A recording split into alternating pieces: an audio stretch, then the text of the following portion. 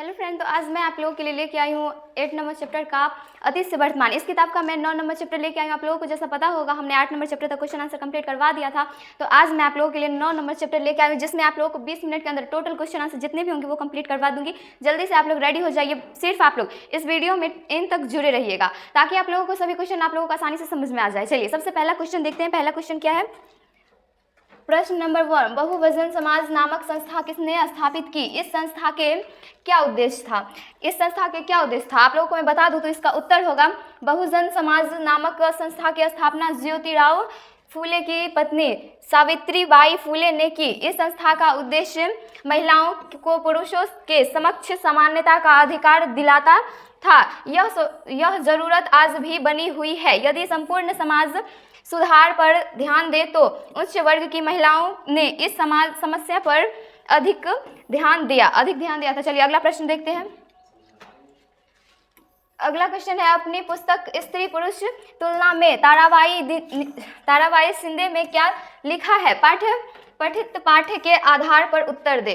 चलिए आप लोगों को मैं बता दूं तो इसका उत्तर होगा अपनी पुस्तक स्त्री पुरुष तुलना में ताराबाई शिंदे ने लिखा है कि जब औरत का पति मर जाता है तब उसका क्या हन होता है? नाई आता है और विधवा हो चुकी स्त्री के लहराते बाल साफ कर देता है। उसे शादी विवाह जैसे शुभ कार्यों से बहिष्कृत कर दिया जाता है जहां विवाहित महिलाएं ही जाती हैं। भला इन पाबंदियों की वजह क्या है? क्या है?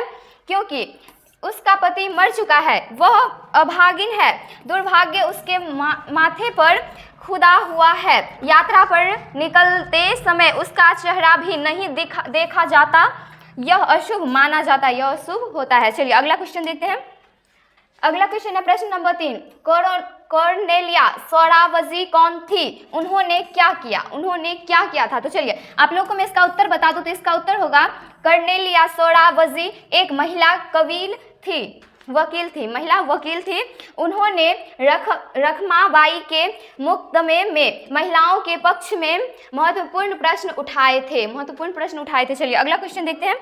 अगला क्वेश्चन है प्रश्न नंबर 4, कुछ मुस्लिम महिलाओं के नाम और काम बताए जिन्होंने शिक्षा के विकास के लिए काम किया था। चलिए आप लोगों को मैं इसका उत्तर बता दूं तो इसका उत्तर होगा शेख अब्दुल्ला की पत्नी बेगम वाहिद जहां ने अपने पति के सहयोग से अलीगढ़ कन्या विद्यालय की स्थापना की, जो बाद में अलीगढ़ मुस्लिम विश्वविद्यालय के तहत एक महाविद्यालय का रूप आधारित कर चुका है। इस प्रकार बेगम रुकया सखावत हुसैन ने कलकत्ता और पटना में मुस्लिम लड़कियों के लिए स्कूल खोले जो आज बुलंदियों पर है। चलिए अगला प्रश्न देखते हैं। अगला है प्रश्न संख्या 5 है, ऐतिहासिक मैरिजविल का ड्राफ्ट कब, कहां और किसके द्वारा तैयार किया गया है? चलिए आप लोगों को मैं इसका उत्तर बता दूं तो इसका उत्तर होगा ऐतिहासिक मैरिजविल का ड्राफ्ट 1871 ईस्वी में केशव चंद्र सेन द्वारा पटना में तैयार किया गया था। चलिए अगला क्वेश्चन देखते हैं। अगला है प्रश्न संख्या 6, दहेज को कब अवैध घोषित किया गया? इस संबंध में आज की स्थिति क्या है? चलिए आप लोगों को मैं इसका उत्तर बता दूं तो इसका उत्तर होगा दहेज को 1861 में अधिनियम से अवैध घोषित किया गया, लेकिन यह कुप्रथा रुकी नहीं, आज भी प्रचलित है। यही नहीं, स्थिति तो यह है कि अधिक से अधिक दहेज समेटने के लिए बहुओं को मारा पीटा जाता है, उन्हें प्रताड़ित किया जाता है और कहीं कहीं तो उन्हें जलाकर मार डालने की भी बात सुनी जाती है। चलिए अगला क्वेश्चन देखते हैं। सबसे पहला है सही विकल्प को चुने। इसमें सही विकल्प चुनने के लिए बोल रहा है तो सबसे पहला प्रश्न है, स्त्रियों की असामान्यता की स्थिति पर पहली बार किसके द्वारा प्रश्न चिन्ह लगाया गया? सबसे पहला ऑप्शन है अंग्रेजों के द्वारा, ऑप्शन बी है भारतीय शिक्षितों के द्वारा, और ऑप्शन सी है महिलाओं के द्वारा, और ऑप्शन डी है निम्न वर्ग के प्रणेताओं के द्वारा। क्या होगा इसका आंसर? जल्दी से आप लोग बताइए। तो आप लोगों को मैं बता दूं तो इसका आंसर ऑप्शन नंबर बी होगा, भारतीय शिक्षितों के द्वारा। स्त्रियों की असमानता की स्थिति पर पहली बार भारतीय शिक्षितों के द्वारा प्रश्न चिन्ह लगाया गया था। चलिए अगला क्वेश्चन देखते हैं। अगला है प्रश्न संख्या 2 है, शिक्षा किस वर्ग की महिलाओं तक सीमित रही? शिक्षा किस वर्ग की महिलाओं तक सीमित रही थी? ऑप्शन ए में है निम्न वर्ग, ऑप्शन बी है मध्यम वर्ग और ऑप्शन सी है उच्च वर्ग और ऑप्शन डी है इनमें से कोई नहीं। क्या होगा इसका आंसर? आप लोग जल्दी से बताइए तो इसका आंसर क्या होगा? आप लोगों को मैं बता दूं तो इसका आंसर ऑप्शन नंबर सी होगा, उच्च वर्ग। शिक्षा उच्च वर्ग की महिलाओं तक सीमित रही है। चलिए अगला क्वेश्चन देखते हैं। अगला है प्रश्न नंबर 3, कानून के द्वारा सती प्रथा का अंत कब हुआ? कानून के द्वारा सती प्रथा का अंत कब हुआ था? ऑप्शन ए में 1826, ऑप्शन बी है 1827, ऑप्शन सी 1828 और ऑप्शन डी 1829। क्या होगा इसका आंसर? जल्दी से बताइए आप लोग। आप लोगों को मैं बता दूं तो इसका आंसर ऑप्शन नंबर डी होगा, 1829। कानून के द्वारा 1829 में सती प्रथा का अंत किया गया था। चलिए अगला प्रश्न देखते हैं। अगला क्वेश्चन है क्वेश्चन नंबर 4, विधवा पुनर्विवाह के प्रति किसने अपना जीवन समर्पित कर दिया? किसने अपना जीवन समर्पित कर दिया था? तो आप लोगों को मैं बता दूं तो ऑप्शन पहला है ईश्वर चंद्र विद्यासागर, ऑप्शन बी है दयानंद सरस्वती और ऑप्शन सी है राजा राम मोहन राय और ऑप्शन डी है सैयद अहमद खां। क्या होगा इसका आंसर? आप लोगों को मैं बता दूं तो इसका आंसर ऑप्शन नंबर ए होगा, ईश्वर चंद्र विद्यासागर। विधवा पुनर्विवाह के प्रति ईश्वर चंद्र विद्यासागर अपने जीवन समर्पित कर दिए थे। चलिए अगला क्वेश्चन देखते हैं। प्रश्न संख्या 5 है, बाल विवाह निषेध अधिनियम किस वर्ष पारित हुआ? किस वर्ष हुआ था? आप लोगों को मैं बता दूं तो सबसे पहला ऑप्शन है 1926, ऑप्शन बी है 1927, ऑप्शन सी है 1928 और ऑप्शन डी 1929। क्या होगा इसका आंसर? आप लोगों को मैं बता दूं तो इसका आंसर होगा ऑप्शन नंबर डी, 1929। बाल विवाह निषेध अधिनियम 1929 वर्ष में पारित हुआ था। चलिए अगला क्वेश्चन देखते हैं। अगला है प्रश्न नंबर 1, महिलाओं ने असमानता की स्थिति मुख्यतः किन कारणों से थी? मुख्यतः किन कारणों से की थी? चलिए आप लोगों को मैं इसका आंसर बता दूं तो इसका उत्तर होगा, महिलाओं में असमानता की स्थिति इसलिए थी कि एक तो उनका विवाह कम उम्र में ही कर दिया जाता था और विवाह के पश्चात उन्हें पर्दे में रहना पड़ता था।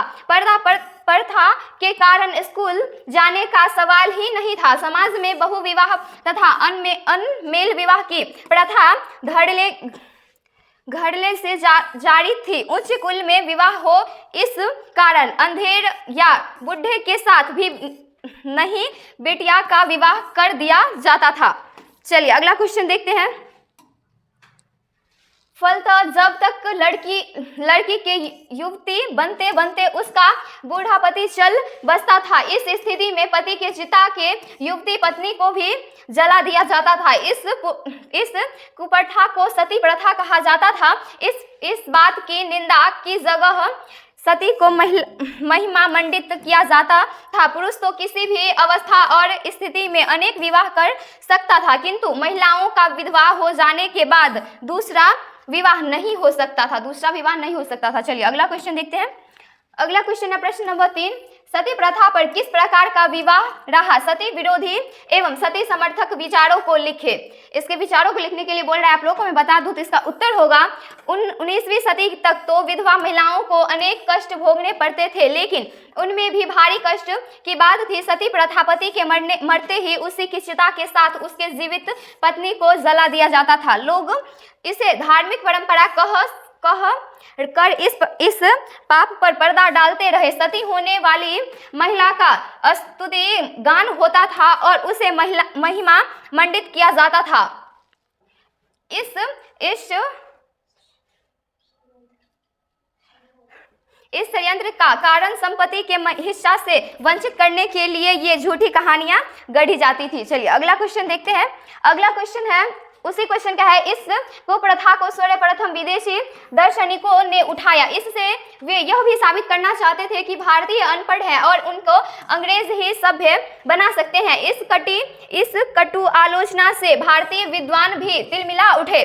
भारतीयों में सर्वप्रथम आवाज उठाने वाले राजा राम मोहन राय थे। उन्होंने सती प्रथा के विरोध बुलंद आवाज उठाई। उनके साथ ही और भी भारतीय विद्वानों ने उनका समर्थन किया। फलस्वरूप 1929 ईस्वी में सती प्रथा के विरोध कानून बना। इस प्रकार इस कानून के बन जाने से भारत से सती प्रथा का उन्मूलन हो गया, यानी समाप्त हो गया था। चलिए अगला प्रश्न देखते हैं। अगला क्वेश्चन है प्रश्न नंबर 3, राजा राम मोहन राय के द्वारा महिलाओं से संबंधित किस समस्या के खिलाफ आवाज उठाया गया? किस समस्या के खिलाफ आवाज उठाया गया था? तो आप लोगों को मैं इसका उत्तर बता दूं तो इसका उत्तर होगा राजा राम मोहन राय तथा उनके संस्था ब्रह्म समाज के महिलाओं के उत्थान के लिए अनेक कार्य किए। इसी संगठन ने महिलाओं के लिए समानता के पक्ष में वातावरण बनाने का काम लिया। इसके लिए ये पश्चिमी गढ़ की शिक्षा को उचित मानते थे। इस तरीका को अन्य समाज सुधारक और संगठन भी मानने लगे।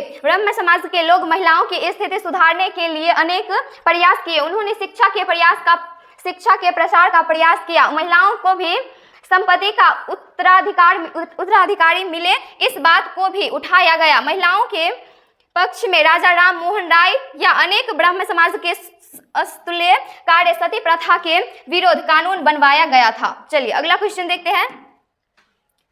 अगला क्वेश्चन है, ईश्वरी चंद्र विद्यासागर के महिला सुधार में योगदानों की चर्चा करें। ईश्वरी चंद्र विद्यासागर के महिला सुधार में योगदानों की चर्चा करें। आप लोगों को मैं इसका उत्तर बता दूं तो इसका उत्तर होगा ईश्वरी चंद्र विद्यासागर एक सुप्रसिद्ध समाज सुधारक थे। उन्होंने आजीवन महिलाओं के उत्थान के लिए प्रयत्नशील रहे।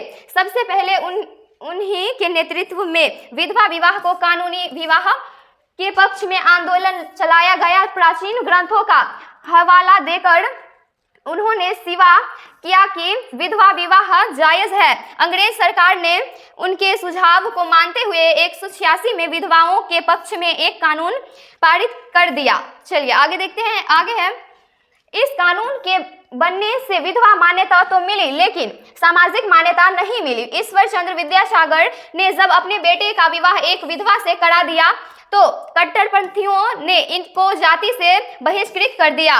फिर भी ये रुके नहीं। आजीवन इस काम में लगे रहने के बावजूद उनका काम एक प्रारंभिक बिंदु भर ही साबित हुआ। इनके बाद के अन्य समाज सुधारक भी इस काम में लगे रहे। चलिए अगला क्वेश्चन देखते हैं। ये क्वेश्चन कंप्लीट हो चुका है। अगला क्वेश्चन है प्रश्न संख्या 5। स्वामी विवेकानंद ने महिला उत्थान के लिए कौन कौन से उपाय सुझाए। आप लोगों को मैं बता दूं तो इसका उत्तर होगा अपने देशवासियों की कमजोरियों के प्रति विवेकानंद सूक्ष्म रहते थे। देश को सही रास्ते पर लाने के लिए ये महिलाओं उत्थानों को आवश्यक मानते थे। इसके लिए उन्हें शिक्षित करना आवश्यक था। शिक्षा के द्वारा ये महिलाओं की गरिमा को बनाए रखना चाहता था। उनका मानना था कि इस कार्य से भारतीय संस्कृति का आदर पश्चिम जगह में स्थापित हो सकता था। चलिए अगला क्वेश्चन देखते हैं। अगला है प्रश्न संख्या 1 है, भारत में सती प्रथा पर रोक कानून किसके प्रयास से लागू हुआ। किसके प्रयास से लागू हुआ। आप लोगों को मैं बता दूं तो इसका उत्तर होगा भारत में सती प्रथा पर रोक का कानून राजा राम मोहन राय के प्रयास से लागू हुआ था। चलिए अगला क्वेश्चन देखते हैं। अगला क्वेश्चन है प्रश्न संख्या 2 है, आर्य समाज की स्थापना किसने की थी। उत्तर है इसका आर्य समाज की स्थापना स्वामी दयानंद सरस्वती ने की थी। आर्य समाज की स्थापना स्वामी दयानंद सरस्वती ने की थी। चलिए अगला क्वेश्चन देखते हैं। अगला क्वेश्चन है प्रश्न संख्या 3, रामकृष्ण मिशन की स्थापना किसने की। रामकृष्ण मिशन की स्थापना किसने की थी। आप लोगों को मैं बता दूं तो इसका उत्तर होगा रामकृष्ण मिशन की स्थापना स्वामी विवेकानंद ने की थी। रामकृष्ण मिशन की स्थापना स्वामी विवेकानंद ने की थी। चलिए अगला क्वेश्चन देखते हैं। अगला क्वेश्चन है प्रश्न संख्या 4, ब्रह्म समाज की स्थापना किसने की। इसका उत्तर है ब्रह्म समाज की स्थापना राजा राम मोहन राय ने की थी। राजा राम मोहन राय ने की थी। चलिए अगला क्वेश्चन देखते हैं। अगला क्वेश्चन है प्रश्न संख्या 5, अलीगढ़ मुस्लिम विश्वविद्यालय की स्थापना किसने की। इसका उत्तर होगा अलीगढ़ मुस्लिम विश्वविद्यालय की स्थापना सर सैयद अहमद खान ने की थी। चलिए अगला क्वेश्चन देखते हैं। अगला क्वेश्चन है प्रश्न संख्या 6 है, प्राचीन ग्रंथों के ज्ञान से सुधारकों को नए कानून बनवाने में किस तरह मदद मिली। किस तरह मदद मिली थी। आप लोगों को मैं बता दूं तो इसका उत्तर होगा प्राचीन ग्रंथों के ज्ञान से सुधारकों को नए कानून बनवाने में इस तरह मदद मिली कि वे उन ग्रंथों से ऐसे श्लोक या उत्तियों को ढूंढ निकालते थे जो इनके सुधारवादी विचारों के समर्थन में जोर देते थे। ऐसे श्लोक को या उत्तियों को स्वार्थी ब्राह्मण या तो लोप कर देते थे अथवा उनका गलत अर्थ लगाते थे। वे ऐसा अर्थ निकालते थे जिनमें उनका हित साधन होता था। चलिए अगला क्वेश्चन देखते हैं।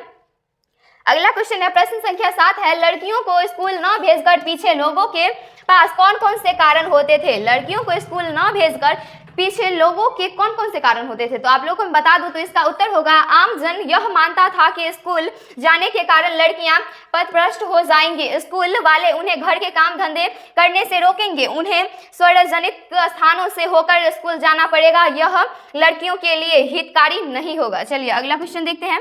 अगला क्वेश्चन है प्रश्न संख्या 8, अंग्रेजों के काल में ऐसे लोगों के लिए कौन से नए अवसर पैदा हुए जो निम्न माने जाने वाली जातियों से संबंधित थे। आप लोगों को मैं बता दूं तो इसका उत्तर होगा अंग्रेजी काल में हर प्रांत और क्षेत्र में नए नगर बस रहे थे, वहां सड़क, नाली, मकान आदि बनवाने के लिए लोगों की आवश्यकता थी। बहुत लोग वहां जाकर काम करने लगे। सेना में भारी मात्रा में महार जाति के लोग भर्ती हुए। उन्हीं के नाम पर महार रेजिमेंट बना था।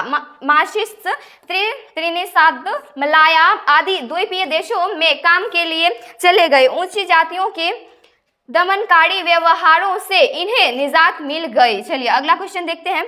अगला क्वेश्चन है प्रश्न संख्या 9 है, ज्योतिराव और अन्य सुधारकों ने समाज के जातीय असमानताओं की आलोचनाओं को किस तरह सही ठहराया था। आप लोगों को बता दूं तो इसका उत्तर होगा अनेक सुधारकों ने समाज के जातीय असमानताओं की आलोचना भारत के प्राचीन ग्रंथों से हवाला देकर किया, लेकिन ज्योतिराव फूले ने जो दलील दी मेरी समझ से लेखक या लेखकों के अपने विचार होंगे। फूले के लिए बताया गया है कि उन्होंने आर्यों को आक्रमणकारी और स्वयं को आक्रांता बनाया।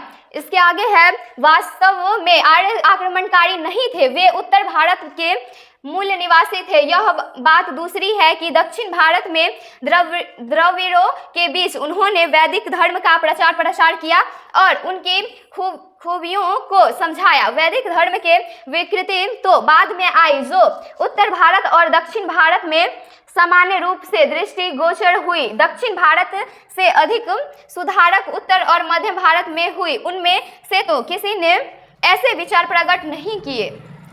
चलिए आप लोगों को मैं बता दूं तो हमारा सेशन यहीं तक समाप्त होता है आज का। इस वीडियो में मैं आप लोगों को 9 नंबर चैप्टर का पूरा क्वेश्चन आंसर कंप्लीट करवा चुकी हूं, तो आप लोग वेट कीजिएगा 10 नंबर चैप्टर के लिए, जो मैं आप लोगों को कल वीडियो शूट करके आप लोगों तक पहुंचा दूंगी। मिलते हैं अगले वीडियो में।